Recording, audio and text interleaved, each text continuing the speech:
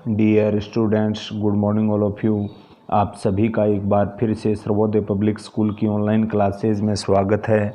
प्यारे बच्चों, अपन पढ़ रहे थे अपनी पुस्तक का चैप्टर सेकंड लास्ट शांति, और शांति व्यवस्था में अपन इसकी कुछ प्रारंभ की बातें थी वो अपन ने पिछली कक्षा में पढ़ चुके हैं। आज देखेंगे अपन शांति व्यवस्था की जो परिभाषा है, अर्थात शांति का अर्थ है। तो शांति की परिभाषा अक्सर युद्ध की अनुपस्थिति के रूप में ही की जाती है। यानी कि शांति किसे कहेंगे? अगर शांति कहीं पे भी किसी भी प्रकार की युद्ध जैसी स्थिति नहीं है तो वहाँ पर क्या है? शांति व्यवस्था है, तो उसको अपन क्या कहेंगे? शांति कहेंगे। अगर शांति की परिभाषा दूसरे शब्दों में अगर अपन देखते हैं तो युद्ध, दंगा, कत्ल या सामान्य शारीरिक प्रहार समेत सभी प्रकार के जो हिंसक संघर्ष होते हैं उनका अगर अभाव अपने को देखने को मिलता है तो उस प्रकार की व्यवस्था को अपन किस नाम से जानते हैं? शांति व्यवस्था के नाम से जानते हैं। यानी कि अपने समाज के अंदर जो हिंसा का अलग अलग एक प्रकार से रूप होता है या उनकी संरचना होती है, जैसे संरचनात्मक हिंसा के रूप में दिखाई पड़ता है। यानी हिंसा जिसमें दंगा, कत्ल, शारीरिक मापदंड या अनेक प्रकार की जो अव्यवस्था है जिसको अपन अशांति बोलते हैं, इसके अभाव की स्थिति बनती है, उसको अपन किस नाम से जानते हैं? शांति के नाम से जानते हैं।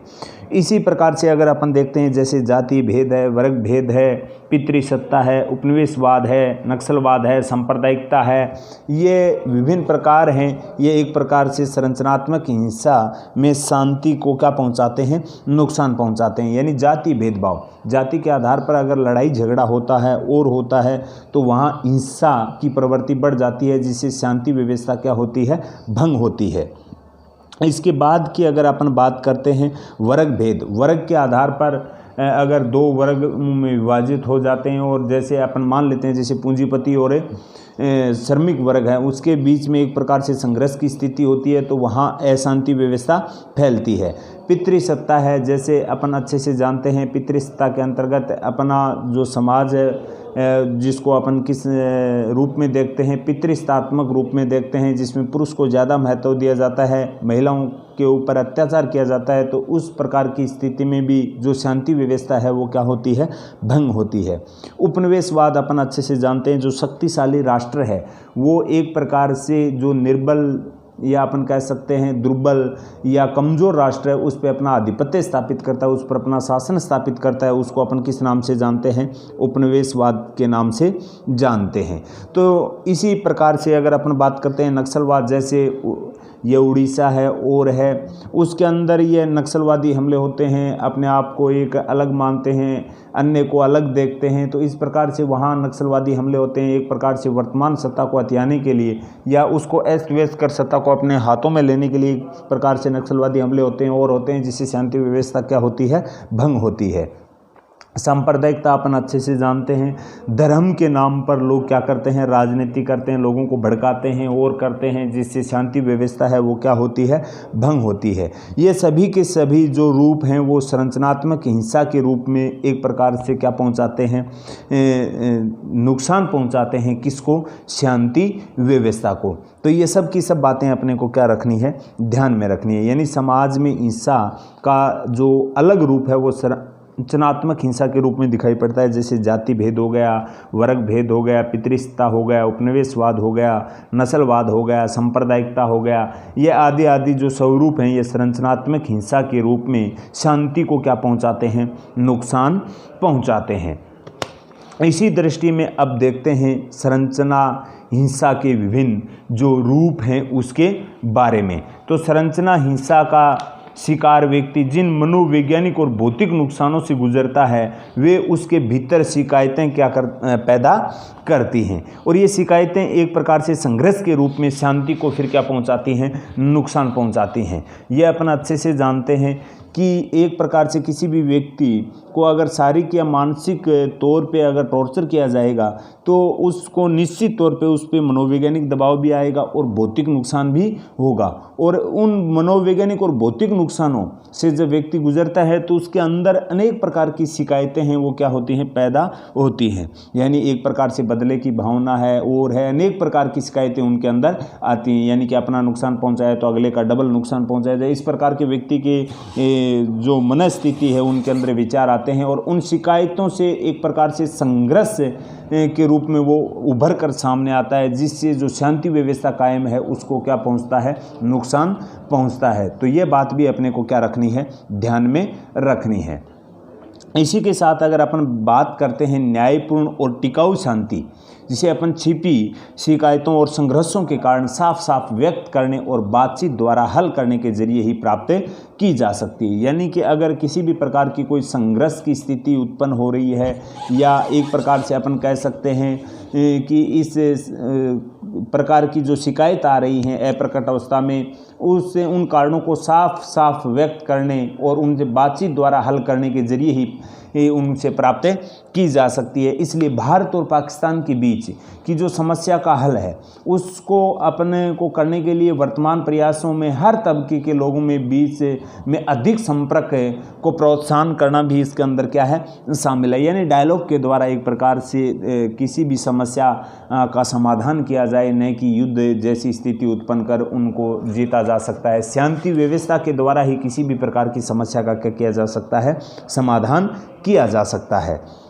तो ये सब की सब बातें इसके अंदर शामिल होती हैं, क्योंकि शांति कोई अंतिम स्थिति नहीं है, बल्कि ये एक शांति है, वो एक ऐसी प्रक्रिया है जिसमें व्यापकतम अर्थों में मानव कल्याण के लिए, या अपन कह सकते हैं कि मानव कल्याण की स्थापना के लिए एक जरूरी नैतिक और भौतिक संसाधनों की अपन कह सकते हैं सक्रिय क्रियाकलाप भी इसके अंदर क्या होते हैं, शामिल होते हैं। यानी कि मनुष्य के कल्याण के लिए, उनके विकास के लिए शांति व्यवस्था है वो आज के युग में अति आवश्यक है। ये अपना एक नैतिक कार्य भी है और जिससे नैतिकता के आधार पर भौतिक संसाधनों को भी एक प्रकार से सक्रिय बनाकर इस क्रियाकलाप को एक प्रकार से अपन कह सकते हैं कि शामिल किया जा सकता है।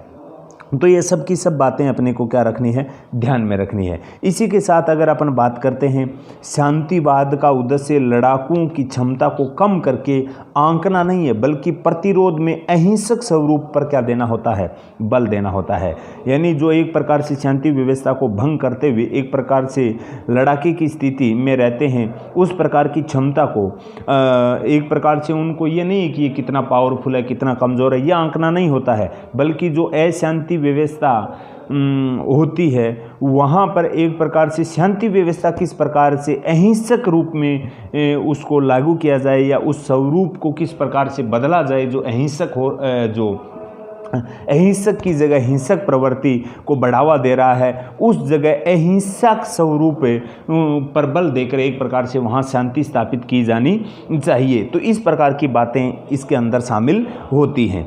इसी के साथ अगर अपन बात करते हैं, जैसे गांधी जी ने भारत में ब्रिटिश सरकार का विरोध व स्वतंत्रता प्राप्ति के लिए प्रतिरोध एवं अहिंसात्मक मार्गों को ही अपनाया था, क्योंकि अपन अच्छे से जानते हैं 1907 के अंदर कांग्रेस का विभाजन हुआ था, जिसमें एक गरम दल और एक नरम दल आया था। जैसे गरम दल और नरम दल में आपसी एक तो अहिंसात्मक प्रवृत्तियों में विश्वास रखता था और एक जैसे गरम दल था, लाल बाल पाल का प्रमुख नाम आता है, जिन्होंने एक प्रकार से संघर्ष के साथ एक प्रकार से उनके खिलाफ एक प्रकार से हिंसक क्रांति के द्वारा इस स्वतंत्रता प्राप्त करना चाह रहे थे। और इसी के साथ अगर अपन बात करते हैं, अनेक क्रांतिकारी हुए हैं, जैसे चंद्रशेखर आज़ाद है, भगत सिंह है, सुखदेव है। ये एक प्रकार से खून के बदले खून की राजनीति करते थे। एक प्रकार से अपन कह सकते हैं कि वो एक प्रकार से साम दाम दंड हर प्रकार की गतिविधि को अपनाते हुए वो स्वतंत्रता की प्राप्ति की इच्छा रखते थे। लेकिन उसके विपरीत अगर अपन महात्मा गांधी को देखते हैं तो वो स्वतंत्रता तो चाहते थे, ब्रिटेन की जो गुलामी थी उनसे छुड़वाना तो चाहते थे, लेकिन वो हिंसक प्रवृत्तियों से नहीं, वो अहिंसात्मक जो साधन थे उनको अपनाकर, या अपन कह सकते हैं कि अहिंसात्मक मार्गों पर चलकर वो जो ब्रिटिश हुकूमत थी उससे छुटकारा पाना चाहते थे।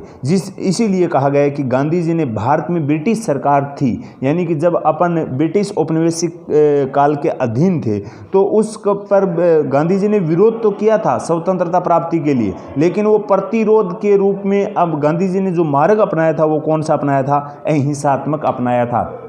जैसे अपन अच्छे से जानते हैं, सत्य के मार्ग पर चलकर असहयोग आंदोलन है, सविनय अवज्ञा आंदोलन है, गांधी जी के आंदोलन के बारे में आप पिछली कक्षाओं में भी पढ़ा है।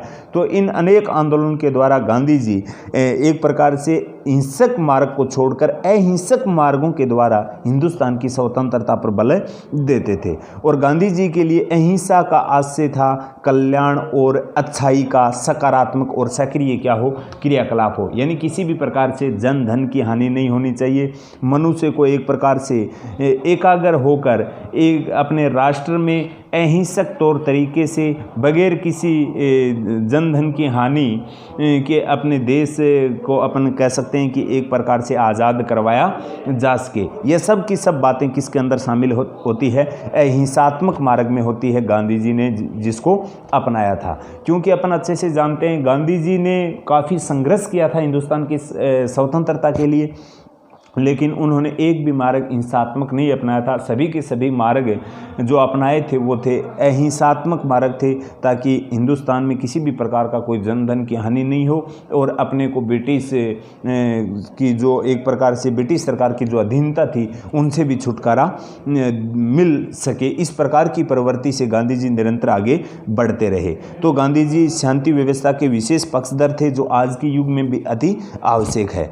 तो ये कुछ बातें हुई गांधी जी के संबंध में। तो इसी के साथ आज अपन ने शांति का अर्थ देखा है, संरचनात्मक हिंसा के जो रूप हैं उनके बारे में देखा है, और किस प्रकार से शांति व्यवस्था को स्थापित किया जाए, जिस इन्होंने गांधी जी का एक प्रकार से गांधी जी द्वारा जो अहिंसात्मक मार्ग प्रशस्त किया था उनके बारे में भी इसके अंदर जिक्र किया गया, जिसके बारे में अपन आज अच्छे से देखा है। बाकी का जो बचा है कि हिंसा कभी भी शांति को प्रोत्साहन कर सकती है क्या, या राज्य है वो शांति और राज्य सत्ता के जो आपसी संबंध है उनके बारे में पढ़ेंगे अपन आगे की नेक्स्ट कक्षा में। आज के लिए इतना ही, धन्यवाद।